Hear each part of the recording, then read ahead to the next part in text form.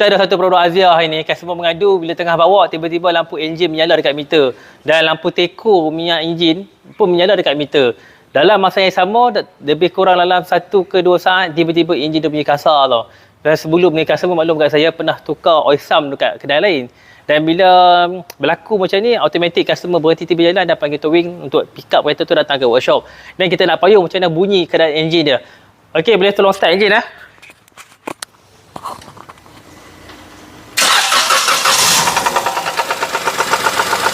Boleh dengar tak?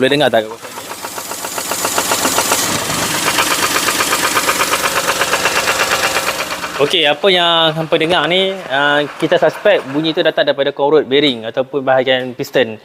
Dan dalam masa yang sama, kita kena buka, kita nak kena check dia punya bahagian main bearing, adakah dah makan ataupun tak.